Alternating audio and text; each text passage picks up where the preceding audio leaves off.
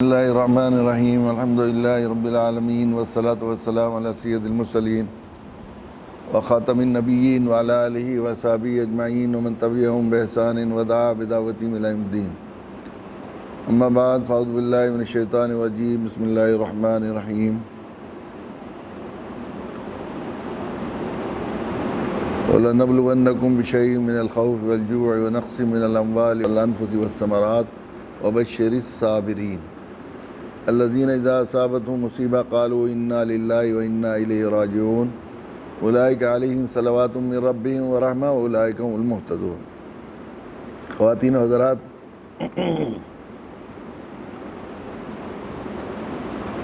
مسلسل ماہ مبارک کے شروع سے یہ سبق دہرایا جا رہا ہے اور یہ سمجھانے کی کوشش کی جا رہی ہے کہ رمضان المبارک کا یہ مہینہ جو اللہ تعالیٰ کی عطا کا جشن شاہی، نیکیوں کا، برکتوں کا، رحمتوں کا موسم بہار ہے، یہ قرآن مجید کے نزول کا صدقہ ہے۔ اور اللہ کے نبی صلی اللہ علیہ وسلم نے جو ہے قرآن مجید کی نزول کے صدقے میں رمضان مبارک کی جو فضیلتیں ہیں وہ، اور رمضان مبارک میں جو برکتیں ہیں اور رحمتیں ہیں، ان کو کھول کر بیان کیا ہے۔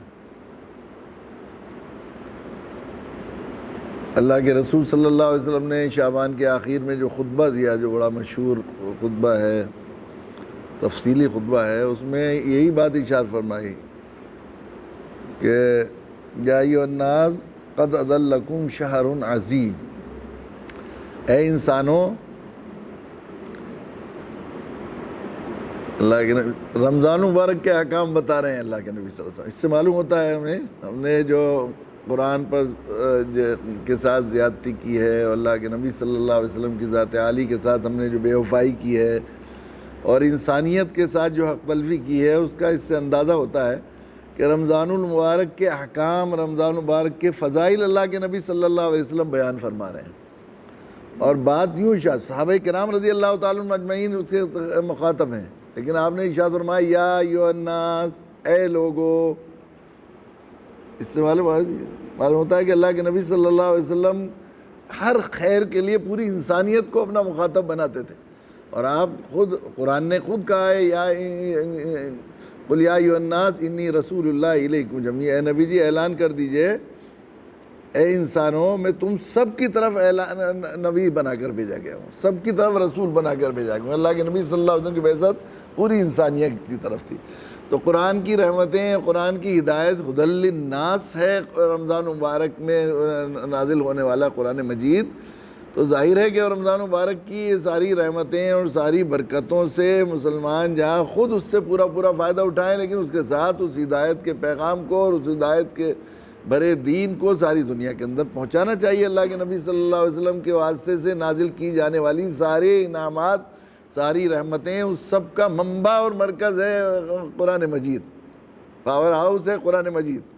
تو ظاہر ہے کہ وہ پوری انسانیت کے لیے، اس نے فرمایا یا ایھا الناس قد اضلکم شہر عظیم، شہر مبارک، رمضان کی جو اللہ کے نبی صلی اللہ علیہ وسلم نے فضیلت بتائی، اس کی خصوصیت بتائی کہ اے لوگوں، تمہارے اوپر سایہ افغن کرنے والا ہے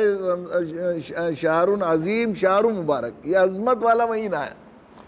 اور اس کی ساری عظمت قرآن مجید کی عظمت کی مرہون منت ہے،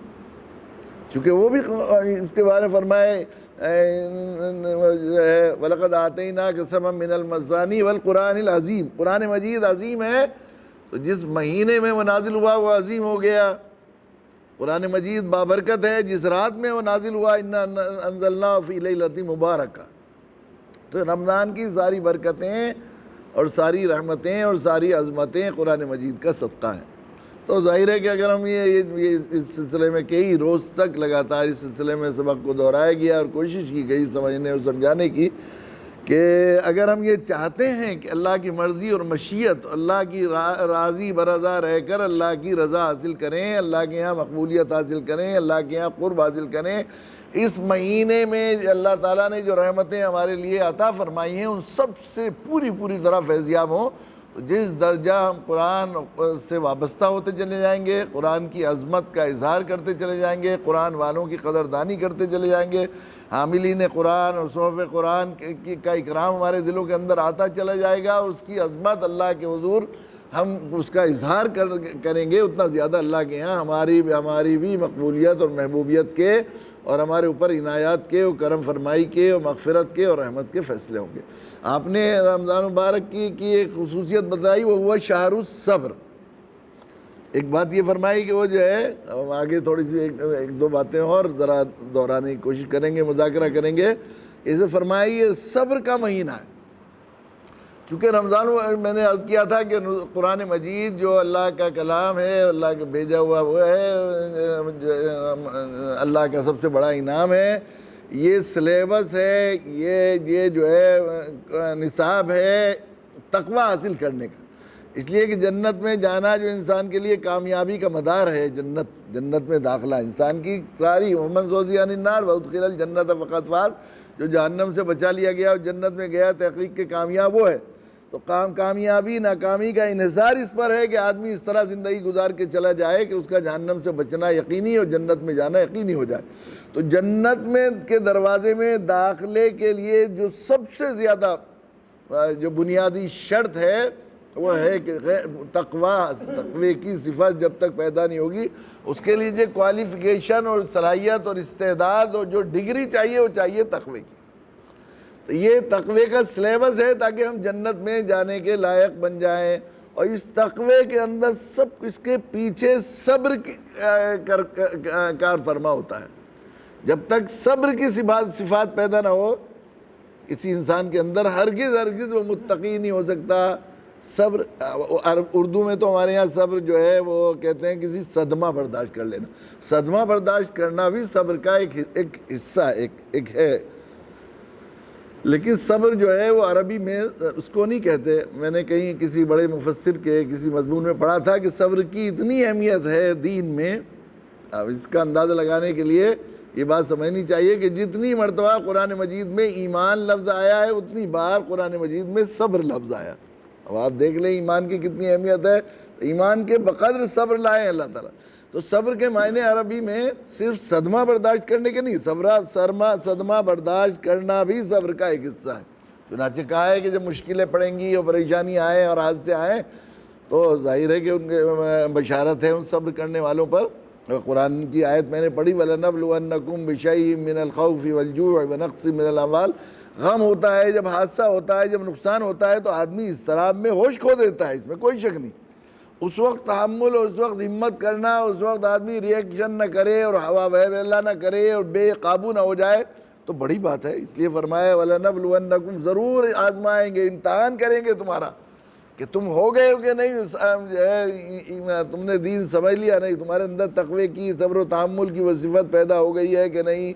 ضرور تمہیں آزمایا جائے گا۔ وَلَنَبْلُوَنَّكُمْ بِشَيْءٍ مِّنَ الْخَوْفِ، خوف سے، جو سے، بھوک میں بھی آدمی بےتاب ہو جاتا ہے۔ جب بھوک کی شدت ہوتی ہے تو اسے حلال حرام کی تمیز نہیں رہتی، اپنے پرائے کی تمیز نہیں رہتی، ایسی چیز کی تو ایسے میں ہمت دیکھی جاتی ہے کہ اب اس وقت تھما کہ نہیں، اس وقت سب سے کام لیا کہ نہیں۔ میرا خوف میں بھی یہی ہوتا ہے، چیخ پکار کر دیتا ہے آدمی، آپا کھو دیتا ہے، کیا کیا اپنا بگاڑ لیتا ہے، خوف کی وجہ سے آدمی جان تک دے دیتا ہے، خوف میں آدمی یہ ہوتا ہے۔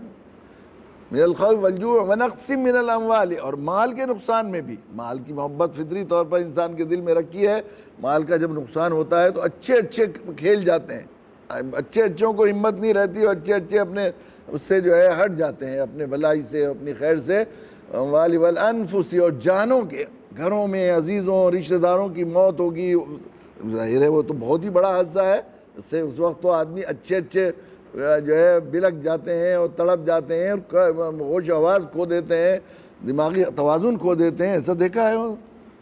والثمرات، اور پھلوں اور سبزیوں اور یعنی کھیتیوں کے نقصان سے۔ پھر فرمائے وَبَشِّرِ الصَّابِرِينَ، اور صبر کرنے والوں، جم جانے والوں کے لیے بشارت ہے۔ الَّذِينَ إِذَا أَصَابَتْهُمْ مصیبہ، جب ان پر مصیبتیں، مشکلیں، حادثے، ان کے عزیزوں کے انتقال ہوتے ہیں، ان کے حادثے ہوتے ہیں، الَّذِينَ إِذَا قَالُوا إِنَّا لِلَّهِ وَإِنَّا إِلَيْهِ رَاجِعُونَ، فوراً وہ اپنے اللہ کی طرف متوجہ ہو جاتے ہیں اور اسے اللہ کا فیصلہ سمجھ کر کہتے ہیں ہم بھی اللہ کے ہیں، ہم کو بھی اللہ کی، سب اللہ کا ہے بلا شبہ، اور ہم اسی کی طرف لوٹ کر جانے والے ہیں۔ اولئک علیہم صلوات من ربہم ورحمہ، ان کے لیے بڑی شاباشیاں ہیں۔ صبر کرنے والوں کے لیے قرآن نے کیسی وہ کیا ہے، بڑی شاباشیاں ہیں ان کے لیے، شاباش شاباش، ان کے لیے شاباشیاں ہیں اولئک صابرین کے لیے، اور یہی لوگ ہیں ہدایت یاب۔ تو غم پر، مشکل پر، حادثے پر، نقصان پر صبر کرنا، یہ بھی ایک صبر کا ایک حصہ ہے، ایک جز ہے صبر کا، صبر کی ایک شاخ ہے، لیکن صبر پورا صبر نہیں ہے۔ صبر کے معنی ہیں اپنی امید کے، اپنے مزاج کے، اپنی طبیعت کے خلاف کوئی دیکھ کر، اپنے مفاد کے خلاف، جذبات کے خلاف دیکھ کر، اپنی چاہت کے خلاف دیکھ کر ریئیکٹ نہیں کرنا، اپنی خیر پر جمے رہنا۔ داعی کے لیے، چونکہ داعی امت ہے، امت مسلمہ، تو ایک داعی کے لیے صبر سب سے بڑی صفت ہے جو چاہیے۔ غیر صابر دعوت کا حق ادا ہی نہیں کر سکتا جب تک اسے یہ بات نہیں آئے گی، اگر اس کے اندر انفعال ہے، اس کے اندر ریئیکشن ہے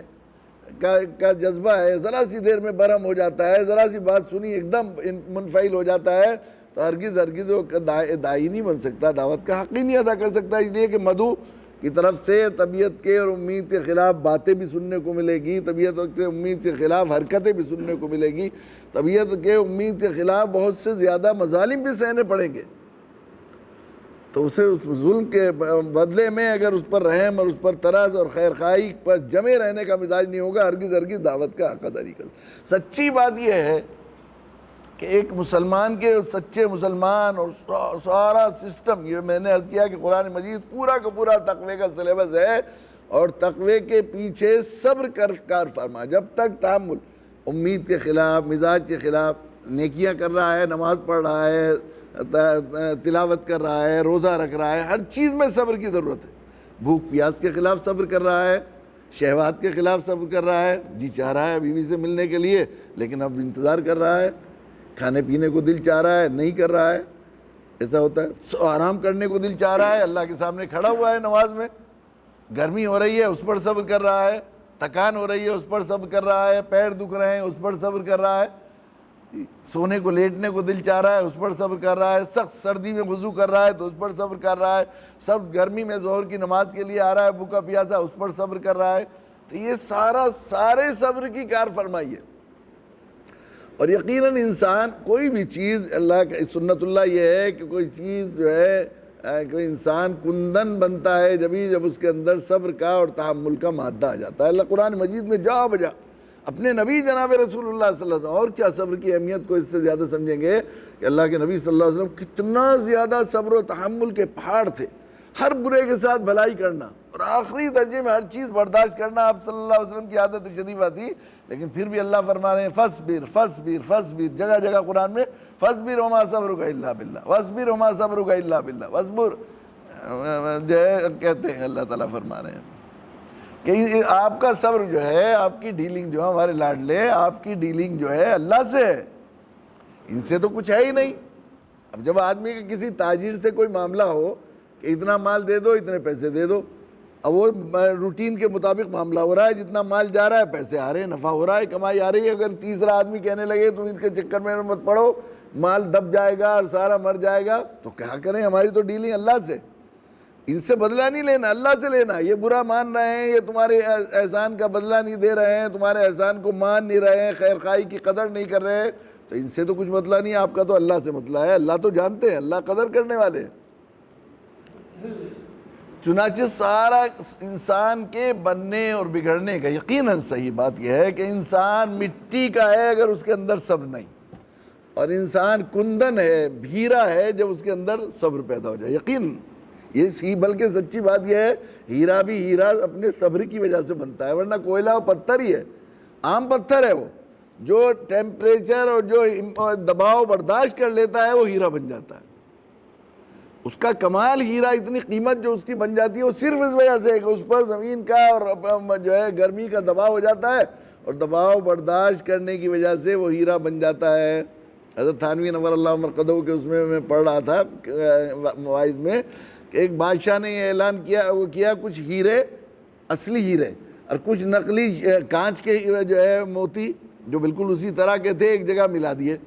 اب اس نے اعلان کر دیا جو ان نقلی اور اصلی کو الگ الگ کر دے گا میں اس سے اپنی بیٹی کی شادی کروں گا، اور جو نہیں کرے گا اس کو جو ہے گردن قلم کر دوں گا۔ اب بیٹی کی شادی، شہزادی تھی ایسی حسین، اور بادشاہ کی بیٹی، ہر ایک اپنی قسمت مانگنے جاتا تھا، وہ آتے تھے، لوگ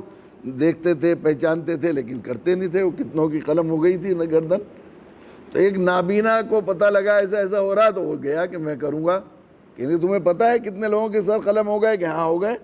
تو پھر کیا ہوگا اگر تم بھی نہیں صحیح کر سکے الگ الگ تو تمہارے بھی سر قلم ہو جائیں گے۔ انہوں نے کہا کہ ہاں بالکل میں تیار ہوں اس کو۔ چنانچہ وہ لے گیا تھیلا اٹھا کر، 2 تھیلے، ایک تھیلا خالی لے گیا، اور تھوڑی دیر میں ایک میں اصلی ہیرے، 1 گھنٹے میں آیا، ایک میں اصلی ہیرے اور ایک میں کانچ والے ہیرے۔ بادشاہ نے دیکھا تو حیرت، نابینا آدمی، دکھائی بھی نہیں دے رہا اس کو، تو یہ کیسے، کیا ہوا اس کو، کیسے وہ کر دیا؟ انہوں نے کہا کہ حضور اس میں بھی کچھ بات ہے، آپ کا وعدہ ہے اب آپ بیٹی سے شادی کرنی پڑے گی۔ ہاں میں تیار ہوں، مگر تو یہ بتا کہ تیری آنکھیں نہیں تھی، تو نے کیسے پہچانا؟ تو جوہری ہے؟ کہ نہیں میں جوہری نہیں ہوں، میں تو ایک عام انسان ہوں۔ پھر کیسے پہچانا؟ کہ میں نے ان ہیروں کو تمام کو لے جا کر دھوپ میں ڈال دیا، تیز دھوپ ہو رہی تھی، سخت دوپہر کا وقت تھا، تو جو گرم ہو گئے وہ کانچ کے تھے، جو گرم ہو گئے کانچ کے تھے، جو ٹھنڈے تھے وہ اصلی ہیرے۔ گرمی سے گرم نہیں ہوئے، گرمی پڑی ان پر منفعل نہیں ہوئے۔ یہ ہے انسان کا کمال۔ کتنی بھی گرمی ہو کا موقع ہو، کتنا غصہ، اس لیے قرآن نے جگہ جگہ تعریف کی ہے ان لوگوں کی، وَالْكَاظِمِينَ الْغَيْظَ وَالْعَافِينَ عَنِ النَّاسِ، جو غصہ سب سے بڑی آگ کی گرمی ہے نا اس کی، جو اسے برداشت کر لیں، وہ ہیں، واہ وہ ہیں شاباشی کے لائق، جو لوگوں کو معاف کرنے والے ہیں، بدلہ لینے والے نہیں ہیں۔ وَالصَّابِرِينَ بِالْبَأْسَاءِ وَالضَّرَّاءِ وَحِينَ الْبَأْسِ أُولَٰئِكَ هُمُ الصَّادِقُونَ، فرمایا أُولَٰئِكَ الَّذِينَ صَدَقُوا، یہ لوگ ہیں سچے جو صبر کرتے ہیں، کیسی مشکل ہو جائے، کیسی جنگ ہو، کیسا مقابلے کی نوبت آ جائے، جمے رہتے ہیں، ڈٹے رہتے ہیں، اپنی جگہ سے ہلتے نہیں ہیں۔ اور یہی سارے بزرگوں کے پاس، اللہ والوں کے پاس آدمی جاتے ہیں، اور اللہ والوں سے بیعت ہونے کا مقصد صرف یہی ہے کہ آدمی میں تحمل و برداشت کی قوت پیدا ہو جائے، انفعال، جلد انفعال جو ہے شارٹ ٹیمپر نہ رہے آدمی، یہ ختم ہو جائے تو بس آدمی کندن بن گیا۔ اسی کے لیے ہوتا ہے، سارے بزرگوں کے یہاں یہی ہوتا ہے۔ حضرت شیخ نے لکھا ہے ان کا بارے میں، شاہ ابو سعید گنگوئی رحمۃ اللہ علیہ، حضرت شاہ عبد القدوس گنگوئی ہمارے سلسلے کے بزرگوں میں ہیں، ان کے پوتے تھے شاہ ابو سعید گنگوئی۔ تو حضرت شاہ عبد القدوس گنگوئی کے ایک اجل خلیفہ تھے شیخ نظام الدین تھانے سری، جو بلخ جا کے چلے گئے تھے، وہاں بلخ کے بادشاہ ان کو لے گئے تھے، یہاں سے تھانے سر ہے ہریانہ میں، وہاں کے رہنے والے تھے، ان کو بلخ لے گئے تھے۔ اب ان کو خیال ہوا کہ دادا کی جو وراثت ہے مجھے لے کے آنی چاہیے، وہیں سے جا کر جو باپ دادوں سے چلی آ رہی ہے یہ سلسلہ ہے سلوک کا، تو میں جا کر وہاں سے ان سے حاصل کرتا ہوں۔ تو انہوں نے خط لکھا کہ حضرت میں آپ کی خدمت میں حاضر ہونا چاہتا ہوں۔ تو انہوں نے سوچا میرے پیر کے پوتے آ رہے ہیں، تو انہوں نے کہا استقبال ہے، بہت موسٹ ویلکم، خوش آمدید۔ اور جب وہ پہنچے شاہ ابو سعید گنگوئی، تو سمندر پر وہ ایک بہت بڑے طبقے کے ساتھ، ہزاروں ہزار لوگوں کے ساتھ استقبال کے لیے آئے، اور وہاں تک کئی سو میل تک جو ہے وہ کم خواب بچھا کر ان کا استقبال کیا، بڑا اکرام کیا، اپنی جگہ بٹھاتے تھے، اپنے آپ جوتے ان کے سیدھے کرتے اور یہ کرتے۔ تو 1 ہفتہ رہ کر واپس آنے لگے، تو ان کو بہت سارے اونٹ اور گھوڑوں پہ بڑا سامان، بڑا کئی کپڑا اور کئی چیزیں اور قیمتی چیزیں کر کے رخصت کرنے لگے۔ کہنے لگے حضور یہ مایا لینے نہیں آئے، میں وہ لینے آیا ہوں جو ہمارے دادا سے آپ لے کے آئے۔ کہ اچھا وہ لینے آئے تو ایسے تھوڑے ملتی ہے، وہ یہ تو بے حقیقت چیزیں ہیں جو اس طرح مل جاتی ہیں، وہ تو بڑی مشکل سے ملے گی۔ اتار دو کپڑے اپنے شاہی پوشاک اور پہن لو یہاں کی استبل کے جو غلام کی اور خادم کے کپڑے ہیں، وہ پہنا دیے، موٹے موٹے ٹاٹ کے کپڑے، اور کہا کہ ہمارے گھوڑوں کی فکر کرنی ہے، یہاں پر گھوڑوں کو دانہ ڈالنا ہے اور یہ کرنا ہے وہ کرنا ہے۔ بیعت کیا اور اس کے بعد اس پر لگا دیا۔ اب پڑے رہتے تھے وہ، اور خادم کو حکم دے دیا کہ ان کو 2 روٹی دے دی جائے جو کی، اور اس کے ساتھ چٹنی یا کوئی ہلکی پھلکی دال۔ ایسے نازوں میں پل کے آئے تھے، بڑے رئیس گھر کے آدمی تھے، اب اس طرح کھائی جاتی روٹی، کبھی روک دیتے، کبھی چھوڑ دیتے، کبھی رکھ دیتے، چھوڑ دیتے۔ پھر اس کے بعد جو ہے وہ رفتہ رفتہ کھانے کی کسی بھوک لگتی تو پھر کھا بھی لیتے تھے۔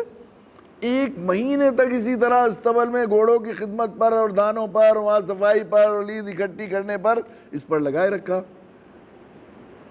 اب دیکھنے کے لیے، امتحان کے لیے کہ صاحبزادگی کم ہوئی کہ نہیں، صبر پیدا ہو گیا کہ نہیں۔ ٹیمپر برداشت کر لیا کہ نہیں نقلی ہیرا ہے کانچ کا یا سچی ہیرا بن گیا کہ نہیں، یہ دیکھنے کے لیے وہ جو صفائی کرنے والی آتی تھی وہاں بیچاری جمع دارنی، اس سے یوں کہا کہ دیکھو تم جو ہے وہاں کو جب وہ بیٹھے ہوئے ہوں گے تو وہ جو کوڑا اور لید لے کے جاؤ گی تو ادھر کو ہی نکال کے جانا وہاں کو.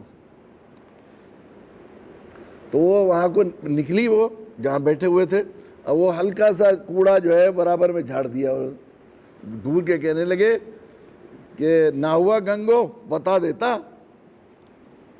نہ ہوا گنگو بتا دیتا. وہ بتایا انہوں نے آگے ایسا کہا کہ ابھی تو کچھ نہیں ہوا. کہا کہ اچھا 2 روٹی کی جگہ اب 1 روٹی دو. اور کام کہا یہ بھی کیا کہ ان کتوں کی بھی خدمت کرنی ہے، اب آپ کو جو ہمارے شکاری کتے ہیں ان کی بھی خدمت کرنی ہے، ان کو روٹی اور گوشت وغیرہ سب کھلانا ہے. اور لگائے رکھا مجاہدہ کیا.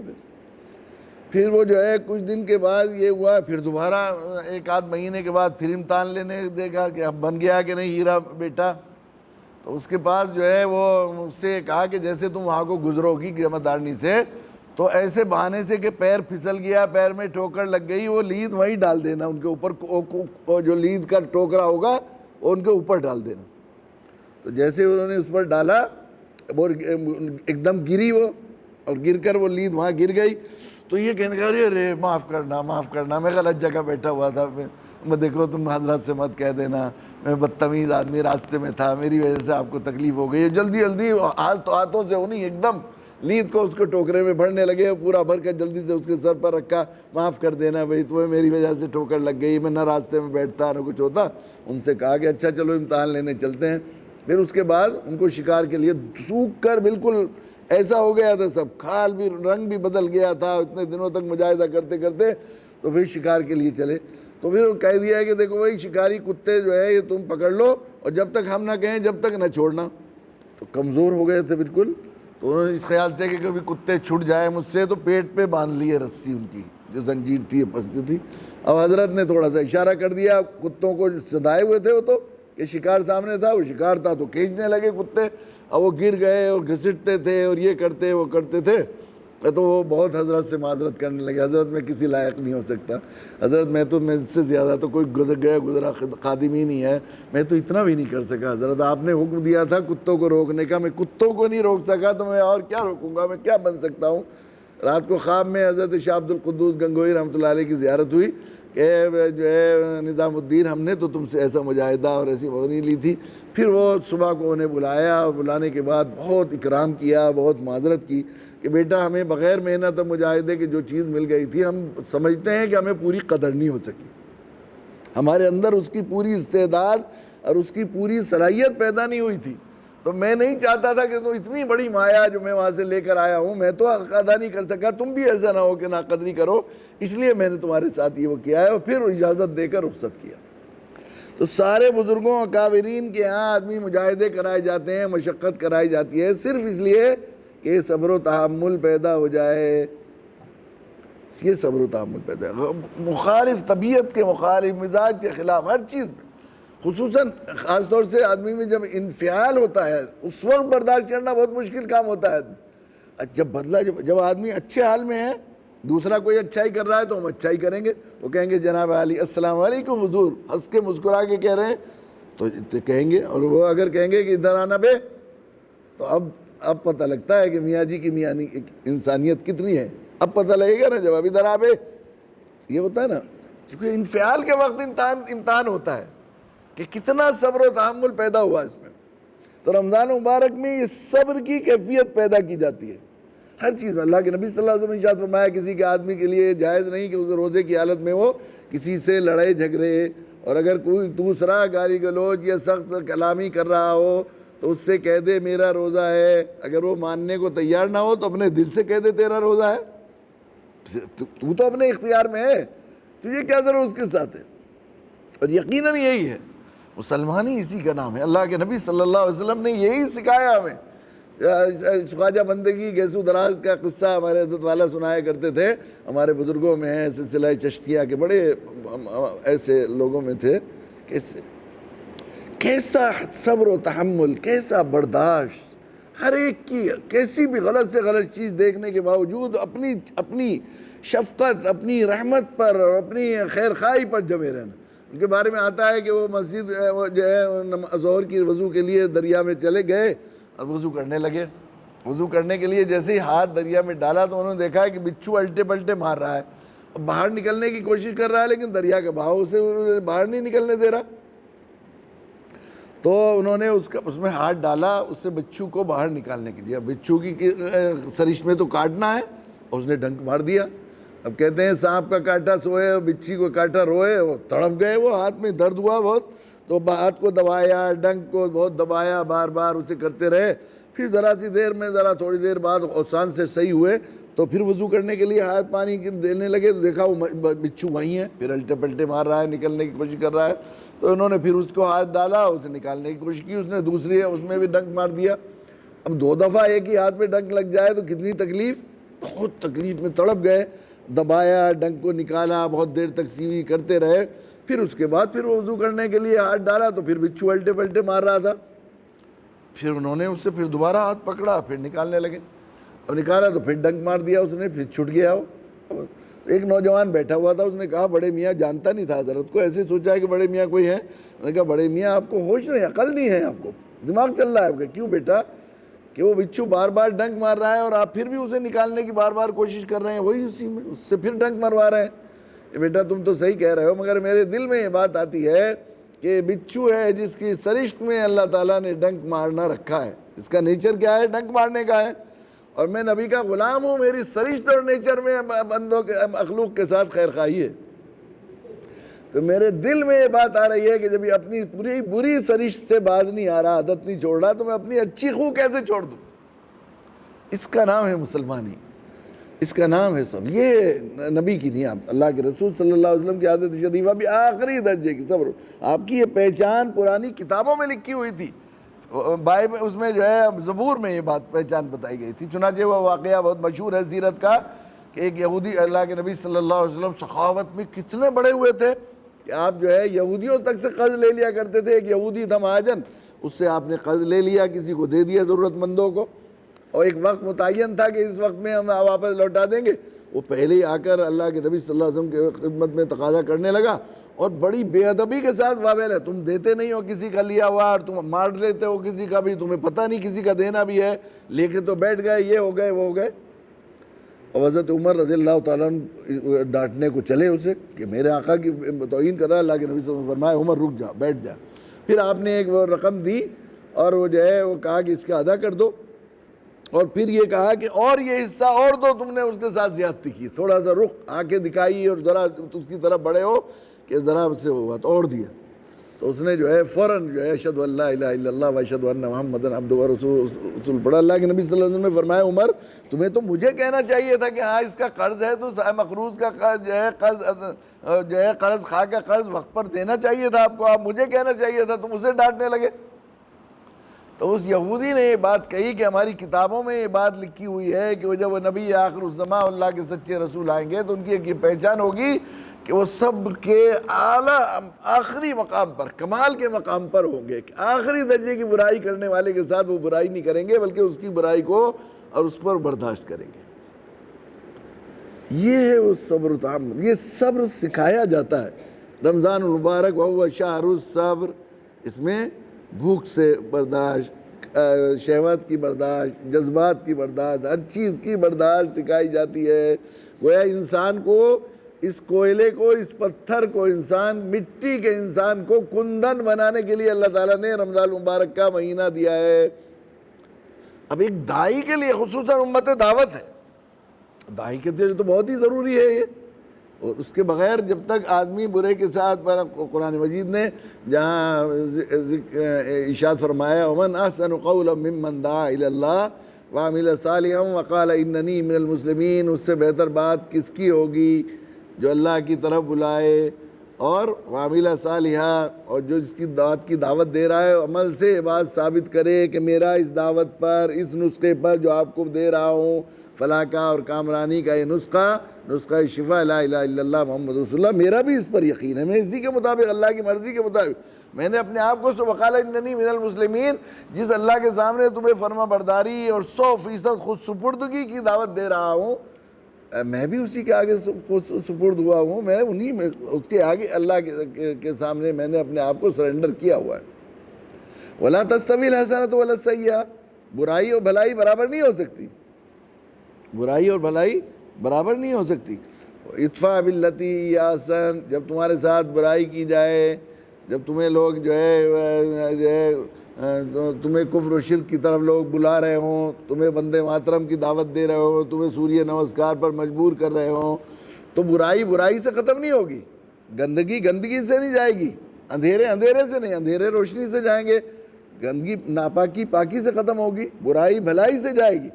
ادفع باللتی ہی احسن، تو تم اسے بھلائی کے ساتھ دفع کرو، صبر و تحمل سے کام لو۔ فَإِذَا الَّذِي بَيْنَكَ وَبَيْنَهُ عَدَاوَةٌ كَأَنَّهُ وَلِيٌّ حَمِيمٌ، وہ جو تمہارا آخری درجے کا دشمن ہے وہ تمہارا جگری دوست ہو جائے گا۔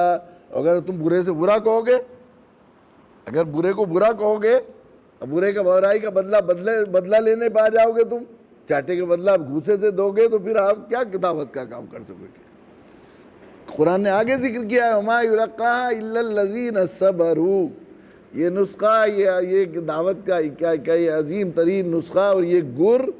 صرف وہی لوگ استعمال کر سکتے ہیں جو اہل صبر ہیں، جو جم جانے والے ہیں۔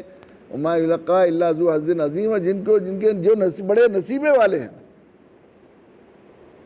اس لیے کہ شیطان تمہیں سب سے زیادہ جو کرے گا کرنے والا ہے، تمہیں اپنی خیر سے اور اپنی بھلائی سے اکھاڑنے والا شیطان تمہارا دشمن ہے۔ تمہاری انسانیت، تمہاری تعریف، تمہارا کمال، تمہارا وقار، تمہاری پوری دعوتی مہم کی کامیابی، تمہارے مشن کی کامیابی، تمہاری انسانیت، اس میں اللہ کے یہاں تمہاری قبولیت، مقبولیت اور اللہ کی معیت کا وعدہ ہے صبر کے ساتھ۔ ان اللہ مع الصابرین، اور صبر کرنے والوں اور صبر و تحمل کرنے پر جو تمہارے اللہ کے یہاں، بندوں کے یہاں، جس اس میں جو لوگ جو ہے وہ